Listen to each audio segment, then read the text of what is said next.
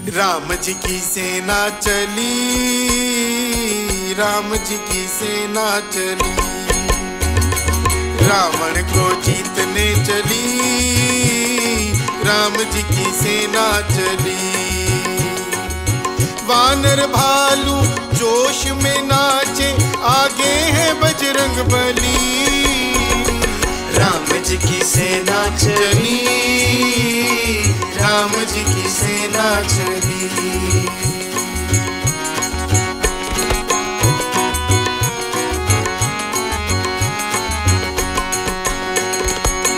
रावण सीता को हर लाया, दुर्भाग्य को गले लगाया, दुर्भाग्य को गले लगाया।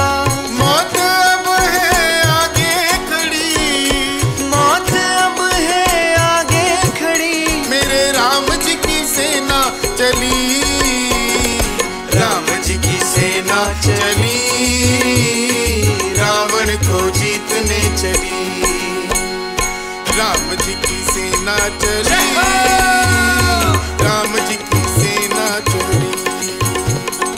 राम लक्ष्मण जानकी जय बोलो हनुमान की, राम लक्ष्मण जानकी जय बोलो हनुमान की। माँ भारती को प्रणाम, हिसाली वाली मैया के चरणों में प्रणाम और पावन चिंतन धारा आश्रम की ओर से सभी को जय श्री राम। राम जी की सेना चल दी है, यानी कि अब बारी है युद्ध कांड की।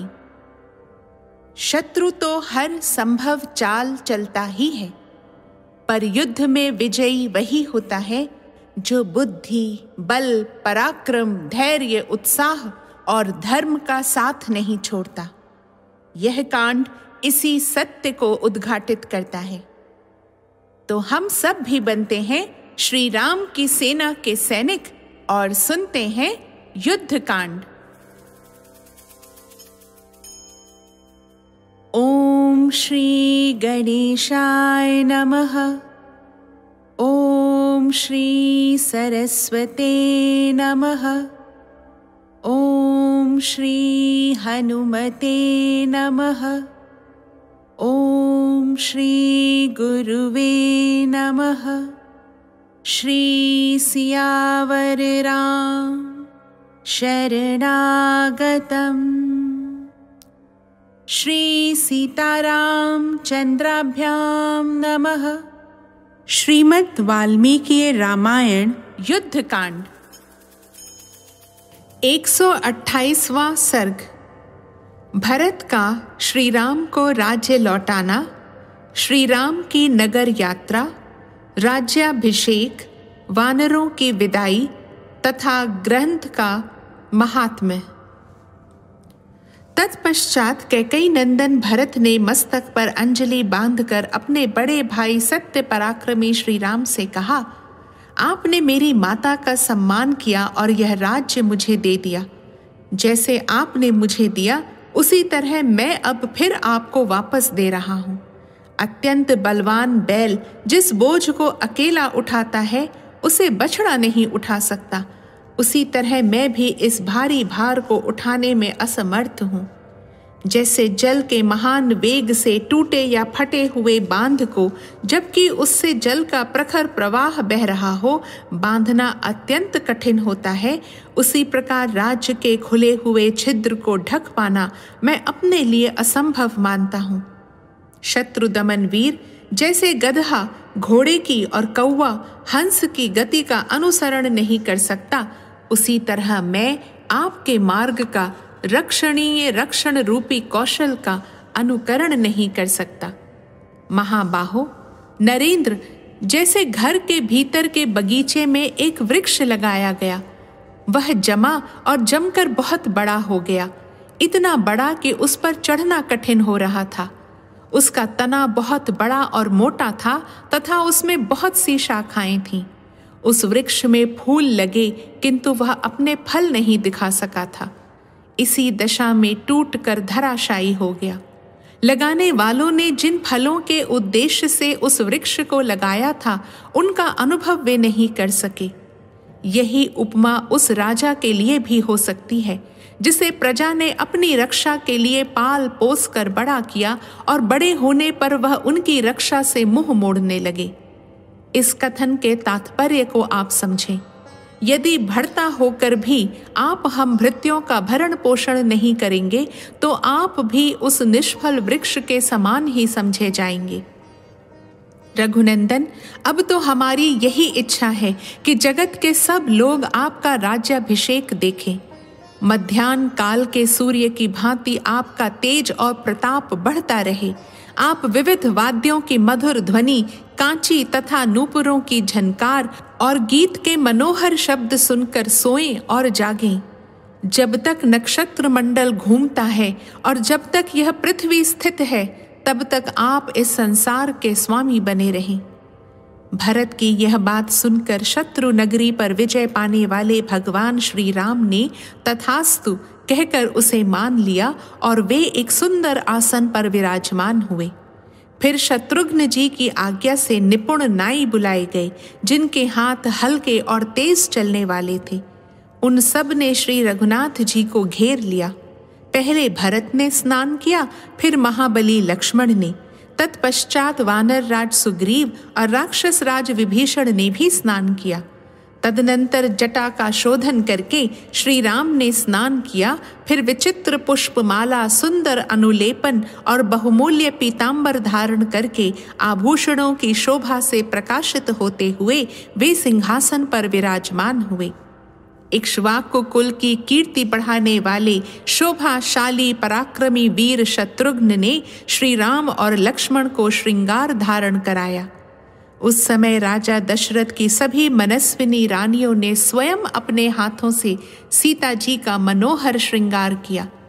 पुत्र वत्सला कौसल्या ने अत्यंत हर्ष और उत्साह के साथ बड़े यत्न से समस्त वानर पत्नियों का सुंदर श्रृंगार किया। तत्पश्चात शत्रुघ्न जी की आज्ञा से सारथी सुमंत्र जी एक सर्वांग सुंदर रथ जोत कर ले आए। अग्नि और सूर्य के समान देदीप्यमान उस दिव्य रथ को खड़ा देख शत्रु नगरी पर विजय पाने वाले महाबाहु श्री राम उस पर आरूढ़ हुए। सुग्रीव और हनुमान जी दोनों देवराज इंद्र के समान कांतिमान थे। दोनों के कानों में सुंदर कुंडल शोभा पा रहे थे। वे दोनों ही स्नान करके दिव्य वस्त्रों से विभूषित हो नगर की ओर चले। सुग्रीव की पत्नियां और सीता जी समस्त आभूषणों से विभूषित और सुंदर कुंडलों से अलंकृत हो नगर देखने की उत्सुकता मन में लिए सवारियों पर चली। अयोध्या में राजा दशरथ के मंत्री पुरोहित वशिष्ठ जी को आगे करके श्री रामचंद्र जी के राज्याभिषेक के विषय में आवश्यक विचार करने लगे। अशोक, विजय और सिद्धार्थ ये तीनों मंत्री एकाग्र चित्त हो श्री रामचंद्र जी के अभ्युदय तथा नगर की समृद्धि के लिए परस्पर मंत्रणा करने लगे। उन्होंने सेवकों से कहा, विजय के योग्य जो महात्मा श्री रामचंद्र जी हैं, उनके अभिषेक के लिए जो जो आवश्यक कार्य करना है वह सब मंगल पूर्वक तुम सब लोग करो। इस प्रकार आदेश देकर वे मंत्री और पुरोहित जी श्री रामचंद्र जी के दर्शन के लिए तत्काल नगर से बाहर निकले। जैसे सहस्त्र नेत्रधारी इंद्र हरे रंग के घोड़ों से जुते हुए रथ पर बैठकर यात्रा करते हैं, उसी प्रकार निष्पाप श्री राम एक श्रेष्ठ रथ पर आरूढ़ हो अपने उत्तम नगर की ओर चले। उस समय भरत ने सारथी बनकर घोड़ों की बागडोर अपने हाथ में ले रखी थी। शत्रुघ्न ने छत्र लगा रखा था और लक्ष्मण उस समय श्री रामचंद्र जी के मस्तक पर चंवर डुला रहे थे। एक ओर लक्ष्मण थे और दूसरी ओर राक्षस राज विभीषण खड़े थे। उन्होंने चंद्रमा के समान कांतिमान दूसरा श्वेत चंवर हाथ में ले रखा था। उस समय आकाश में खड़े हुए ऋषियों तथा मरुद गणों सहित देवताओं के समुदाय श्री रामचंद्र जी के स्तवन की मधुर ध्वनि सुन रहे थे। तदनंतर महातेजस्वी वानर राज सुग्रीव शत्रुंजय नामक पर्वताकार गजराज पर आरूढ़ हुए। वानर लोग 9000 हाथियों पर चढ़कर यात्रा कर रहे थे। वे उस समय मानव रूप धारण किए हुए थे और सब प्रकार के आभूषणों से विभूषित थे। पुरुष सिंह श्री राम शंख ध्वनि तथा दुंदुभियों के गंभीर नाद के साथ प्रासाद मालाओं से अलंकृत अयोध्यापुरी की ओर प्रस्थित हुए। अयोध्या वासियों ने अतिरथी श्री रघुनाथ जी को रथ पर बैठकर आते देखा। उनका श्री विग्रह दिव्य कांति से प्रकाशित हो रहा था और उनके आगे आगे अग्रगामी सैनिकों का जत्था चल रहा था। उन सब ने आगे बढ़कर श्री रघुनाथ जी को बधाई दी और श्री राम ने भी बदले में उनका अभिनंदन किया। फिर वे सब पूर्वासी भाइयों से घिरे हुए महात्मा श्री राम के पीछे पीछे चलने लगे। जैसे नक्षत्रों से घिरे हुए चंद्रमा सुशोभित होते हैं, उसी प्रकार मंत्रियों, ब्राह्मणों तथा प्रजाजनों से घिरे हुए श्री रामचंद्र जी अपनी दिव्य कांति से उद्भासित हो रहे थे। सबसे आगे बाजे वाले थे। वे आनंद मग्न हो तुरही, करताल और स्वस्तिक बजाते तथा मांगलिक गीत गाते थे। उन सब के साथ श्री रामचंद्र जी नगर की ओर बढ़ने लगे। श्री रामचंद्र जी के आगे अक्षत और सुवर्ण से युक्त पात्र, गौ, ब्राह्मण, कन्याएं तथा हाथ में मिठाई लिए अनेकानेक मनुष्य चल रहे थे। श्री रामचंद्र जी अपने मंत्रियों से सुग्रीव की मित्रता, हनुमान जी के प्रभाव तथा अन्य वानरों के अद्भुत पराक्रम की चर्चा करते जा रहे थे। वानरों के पुरुषार्थ और राक्षसों के बल की बातें सुनकर अयोध्या वासियों को बड़ा विस्मय हुआ। श्री राम ने विभीषण के मिलन का प्रसंग भी अपने मंत्रियों को बताया। यह सब बताकर वानरों सहित तेजस्वी श्री राम ने हृष्ट पुष्ट मनुष्यों से भरी हुई अयोध्यापुरी में प्रवेश किया। उस समय पूर्ववासियों ने अपने अपने घर पर लगी हुई पताकाएं ऊंची कर दी। फिर श्री रामचंद्र जी इक्ष्वाकु वंशी राजाओं के उपयोग में आए हुए पिता के रमणीय भवन में गए। उस समय रघुकुल नंदन राजकुमार श्री राम ने महात्मा पिताजी के भवन में प्रवेश करके माता कौसल्या, सुमित्रा और कैकेयी के चरणों में मस्तक झुकाकर धर्मात्माओं में श्रेष्ठ भरत से अर्थयुक्त मधुर वाणी में कहा, भरत, मेरा जो अशोक वाटिका से घिरा हुआ मुक्ता एवं वैदूर्य मणियों से चटित विशाल भवन है, वह सुग्रीव को दे दो। उनकी आज्ञा सुनकर सत्य पराक्रमी भरत ने सुग्रीव का हाथ पकड़कर उस भवन में प्रवेश किया। फिर शत्रुघ्न जी की आज्ञा से अनेकानेक सेवक उसमें तिल के तेल से जलने वाले बहुत से दीपक, पलंग और बिछौने लेकर शीघ्र ही गए। तत्पश्चात महातेजस्वी भरत ने सुग्रीव से कहा, प्रभो, भगवान श्री राम के अभिषेक के निमित्त जल लाने के लिए आप अपने दूतों को आज्ञा दीजिए। तब सुग्रीव ने उसी समय 4 श्रेष्ठ वानरों को सब प्रकार के रत्नों से विभूषित 4 सोने के घड़े देकर कहा, वानरों, तुम लोग कल प्रातः काल ही चारों समुद्रों के जल से भरे हुए घड़ों के साथ उपस्थित रहकर आवश्यक आदेश की प्रतीक्षा करो। सुग्रीव के इस प्रकार आदेश देने पर हाथी के समान विशाल काय महामनस्वी वानर, जो गरुड़ के समान शीघ्रगामी थे, तत्काल आकाश में उड़ चले। जाम्बवान, हनुमान, वेगदर्शी गवय और ऋषभ, ये सभी वानर चारों समुद्रों से और 500 नदियों से भी सोने के बहुत से कलश भर लाए।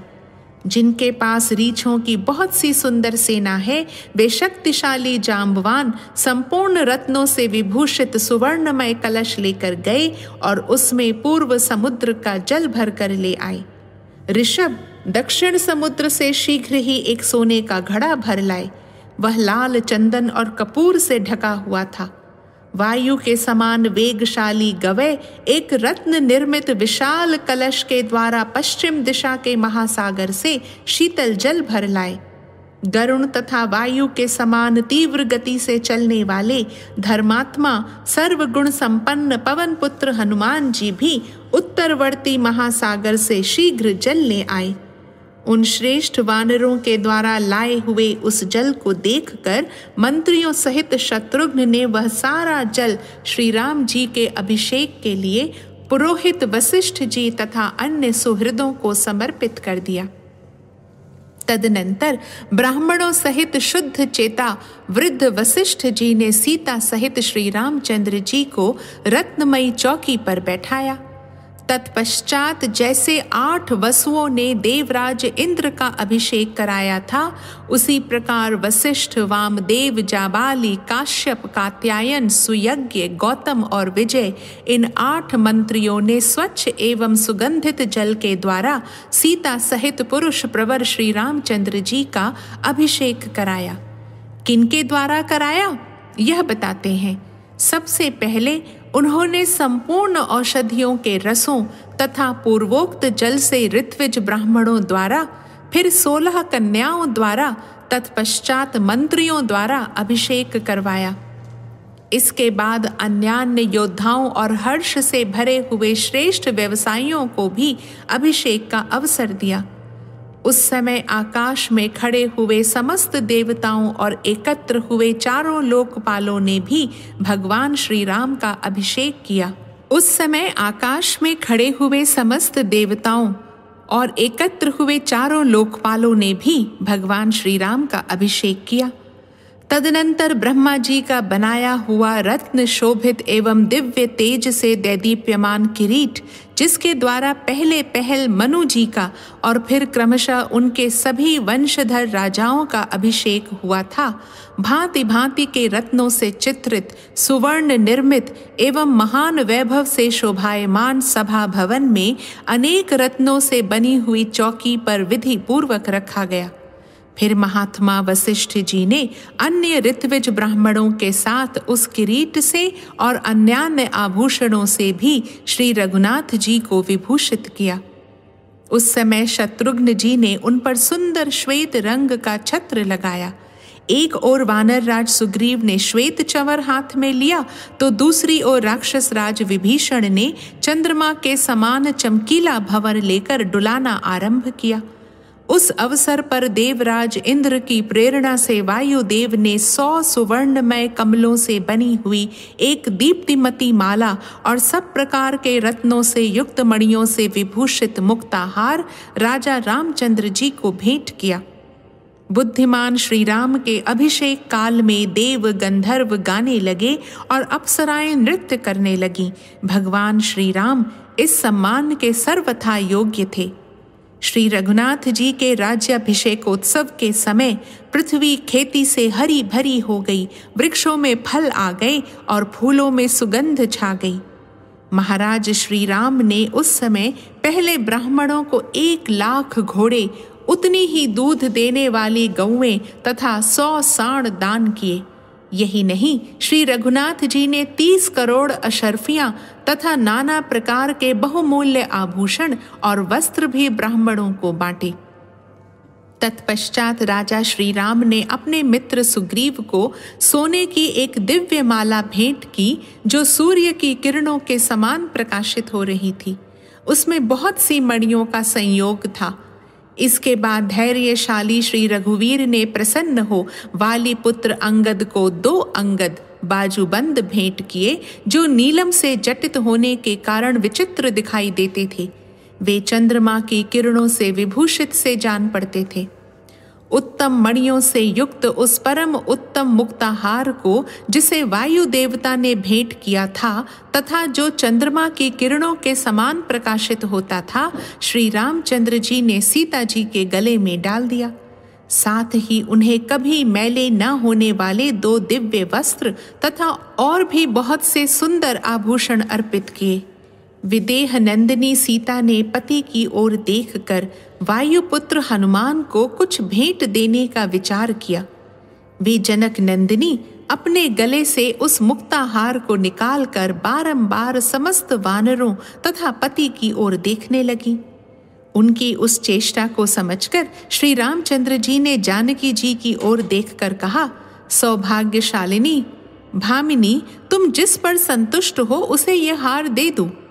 तब कजरारे नेत्रों वाली माता सीता ने वायुपुत्र हनुमान को, जिनमें तेज, धृति, यश, चतुरता, शक्ति, विनय, नीति, पुरुषार्थ, पराक्रम और उत्तम बुद्धि ये सद्गुण सदा विद्यमान रहते हैं, वह हार दे दिया। उस हार से कपिश्रेष्ठ हनुमान उसी तरह शोभा पाने लगे जैसे चंद्रमा की किरणों के समूह सदृश श्वेत बादलों की माला से कोई पर्वत सुशोभित हो रहा हो। इसी प्रकार जो प्रधान प्रधान एवं श्रेष्ठ वानर थे, उन सब का वस्त्रों और आभूषणों द्वारा यथा योग्य सत्कार किया गया। अनायास ही महान कर्म करने वाले श्री राम ने विभीषण, सुग्रीव, हनुमान तथा जाम्बवान आदि सभी श्रेष्ठ वानर वीरों का मनोवांछित वस्तुओं एवं प्रचुर रत्नों द्वारा यथा योग्य सत्कार किया। वे सब के सब प्रसन्न चित्त होकर जैसे आए थे उसी तरह अपने अपने स्थानों को चले गए। तत्पश्चात शत्रुओं को संताप देने वाले राजा श्री रघुनाथ जी ने द्विविध मैंद और नील की ओर देखकर उन सबको मनोवांछा पूरक गुणों से युक्त सब प्रकार के उत्तम रत्न आदि भेंट किए। इस प्रकार भगवान श्री राम का राज्याभिषेक देखकर सभी महामनस्वी श्रेष्ठ वानर महाराज श्री राम से विदा ले किष्किंधा को चले गए। वानर श्रेष्ठ सुग्रीव ने भी श्री राम के राज्याभिषेक का उत्सव देखकर उनसे पूजित हो किष्किंधापुरी में प्रवेश किया। महायशस्वी धर्मात्मा विभीषण भी अपने कुल का वैभव, अपना राज्य पाकर अपने साथी श्रेष्ठ निशाचरों के साथ लंकापुरी को चले गए। अपने शत्रुओं का वध करके परम उदार महायशस्वी श्री रघुनाथ जी बड़े आनंद से समस्त राज्य का शासन करने लगे। उन धर्म वत्सल श्री राम ने धर्मज्ञ लक्ष्मण से कहा, धर्मज्ञ लक्ष्मण, पूर्ववर्ती राजाओं ने चतुरंगिणी सेना के साथ जिसका पालन किया था, उसी इस भूमंडल के राज्य पर तुम मेरे साथ प्रतिष्ठित हो। अपने पिता, पितामह और प्रपितामहों ने जिस राज्य भार को पहले धारण किया था, उसी को मेरे ही समान तुम भी युवराज पद पर स्थित होकर धारण करो। परंतु श्री रामचंद्र जी के सब तरह से समझाने और नियुक्त किए जाने पर भी जब सुमित्रा कुमार लक्ष्मण ने उस पद को नहीं स्वीकार किया, तब महात्मा श्री राम ने भरत को युवराज पद पर अभिषिक्त किया। राजकुमार महाराज श्री राम ने अनेक बार पौंडरीक, अश्वमेध, वाजपेय तथा अन्य नाना प्रकार के यज्ञों का अनुष्ठान किया।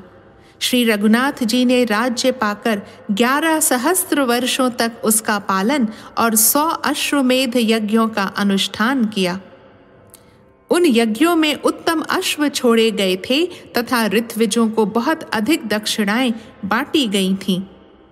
उनकी भुजाएं घुटनों तक लंबी थी, उनका वक्षस्थल विशाल एवं विस्तृत था। वे बड़े प्रतापी नरेश थे। लक्ष्मण को साथ लेकर श्री राम ने इस पृथ्वी का शासन किया। अयोध्या के परम उत्तम राज्य को पाकर धर्मात्मा श्री राम ने सुहृदों, कुटुंबी जनों तथा भाई बंधुओं के साथ अनेक प्रकार के यज्ञ किए। श्री राम के राज्य शासन काल में कभी विधवाओं का विलाप नहीं सुनाई पड़ता था। सर्प आदि दुष्ट जंतुओं का भय नहीं था और रोगों की भी आशंका नहीं थी। संपूर्ण जगत में कहीं चोरों या लुटेरों का नाम भी नहीं सुना जाता था। कोई भी मनुष्य अनर्थकारी कार्यों में हाथ नहीं डालता था और बूढ़ों को बालकों के अंत्येष्टि संस्कार नहीं करने पड़ते थे। सब लोग सदा प्रसन्न ही रहते थे। सभी धर्मपरायण थे और श्री राम पर ही बारंबार दृष्टि रखते हुए वे कभी एक दूसरे को कष्ट नहीं पहुंचाते थे। श्री राम के राज्य शासन करते समय लोग सहस्त्रों वर्षों तक जीवित रहते थे, सहस्त्रों पुत्रों के जनक होते थे और उन्हें किसी प्रकार का रोग या शोक नहीं होता था। श्री राम के राज्य शासन काल में प्रजा वर्ग के भीतर केवल राम राम राम की ही चर्चा होती थी। सारा जगत श्री राममय हो रहा था। श्री राम के राज्य में वृक्षों की जड़ें सदा मजबूत रहती थीं। वे वृक्ष सदा फूलों और फलों से लदे रहते थे। मेघ प्रजा की इच्छा और आवश्यकता के अनुसार ही वर्षा करते थे। वायु मंद गति से चलती थी, जिससे उसका स्पर्श सुखद जान पड़ता था। ब्राह्मण, क्षत्रिय, वैश्य और शूद्र चारों वर्णों के लोग लोभ रहित होते थे। सबको अपने ही वर्णाश्रमोचित कर्मों से संतोष था और सभी उन्हीं के पालन में लगे रहते थे। श्री राम के शासन काल में सारी प्रजा धर्म में तत्पर रहती थी, झूठ नहीं बोलती थी। सब लोग उत्तम लक्षणों से संपन्न थे और सबने धर्म का आश्रय ले रखा था। भाइयों सहित श्रीमान राम ने 11,000 वर्षों तक राज्य किया था। यह ऋषि प्रोक्त आदि काव्य रामायण है, जिसे पूर्व काल में महर्षि वाल्मीकि ने बनाया था। यह धर्म, यश तथा आयु की वृद्धि करने वाला एवं राजाओं को विजय देने वाला है। संसार में जो मानव सदा इसका श्रवण करता है वह पाप से मुक्त हो जाता है। श्री राम के राज्याभिषेक के प्रसंग को सुनकर मनुष्य इस जगत में यदि पुत्र का इच्छुक हो तो पुत्र और धन का अभिलाषी हो तो धन पाता है। राजा इस काव्य का श्रवण करने से पृथ्वी पर विजय पाता और शत्रुओं को अपने अधीन कर लेता है। जैसे माता कौशल्या श्री राम को, सुमित्रा लक्ष्मण को और कैकेयी भरत को पाकर जीवित पुत्रों की माता कहलाईं, उसी प्रकार संसार की दूसरी स्त्रियां भी इस आदि काव्य के पाठ और श्रवण से जीवित पुत्रों की जननी, सदा आनंद मग्न तथा पुत्र पौत्रों से संपन्न होंगी। क्लेश रहित कर्म करने वाले श्री राम की विजय कथा रूप इस संपूर्ण रामायण काव्य को सुनकर मनुष्य दीर्घ काल तक स्थिर रहने वाली आयु पाता है। पूर्व काल में महर्षि वाल्मीकि ने जिसकी रचना की थी वही यह आदि काव्य है। जो क्रोध को जीतकर श्रद्धा पूर्वक इसे सुनता है वह बड़े बड़े संकटों से पार हो जाता है।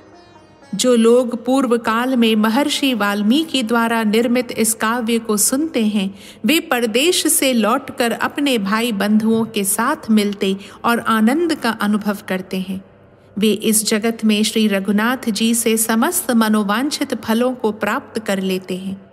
इसके श्रवण से समस्त देवता श्रोताओं पर प्रसन्न होते हैं तथा जिसके घर में विघ्नकारी ग्रह होते हैं उसके वे सारे ग्रह शांत हो जाते हैं। राजा इसके श्रवण से भूमंडल पर विजय पाता है। परदेश में निवास करने वाला पुरुष सकुशल रहता और रजस्वला स्त्रियां स्नान के अनंतर 16 दिनों के भीतर इसे सुनकर श्रेष्ठ पुत्रों को जन्म देती हैं। जो इस प्राचीन इतिहास का पूजन और पाठ करता है वह सब पापों से मुक्त होता और बड़ी आयु पाता है। क्षत्रियों को चाहिए कि वे प्रतिदिन मस्तक झुकाकर प्रणाम करके ब्राह्मण के मुख से इस ग्रंथ का श्रवण करें। इससे उन्हें ऐश्वर्य और पुत्र की प्राप्ति होगी, इसमें संशय नहीं है। जो नित्य इस संपूर्ण रामायण का श्रवण एवं पाठ करता है उस पर सनातन विष्णु स्वरूप भगवान श्री राम सदा प्रसन्न रहते हैं। साक्षात आदिदेव महाबाहो पापहारी प्रभु नारायण ही रघुकुल तिलक श्री राम है तथा भगवान शेष ही लक्ष्मण कहलाते हैं। लवकुश कहते हैं, श्रोताओं आप लोगों का कल्याण हो। यह पूर्व घटित आख्यान ही इस प्रकार रामायण काव्य के रूप में वर्णित हुआ है। आप लोग पूर्ण विश्वास के साथ इसका पाठ करें, इससे आपके वैष्णव बल की वृद्धि होगी। रामायण को हृदय में धारण करने और सुनने से सब देवता संतुष्ट होते हैं। इसके श्रवण से पितरों को भी सदा तृप्ति मिलती है। जो लोग श्री रामचंद्र जी में भक्ति भाव रखकर महर्षि वाल्मीकि निर्मित इस रामायण संहिता को लिखते हैं उनका स्वर्ग में निवास होता है। इस शुभ और गंभीर अर्थ से युक्त काव्य को सुनकर मनुष्य के कुटुंब और धन धान्य की वृद्धि होती है।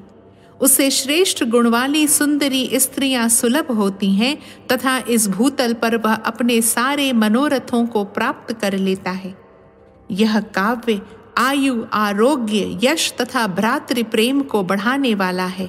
यह उत्तम बुद्धि प्रदान करने वाला और मंगलकारी है। अतः समृद्धि की इच्छा रखने वाले सत्पुरुषों को इस उत्साहवर्धक इतिहास का नियम पूर्वक श्रवण करना चाहिए।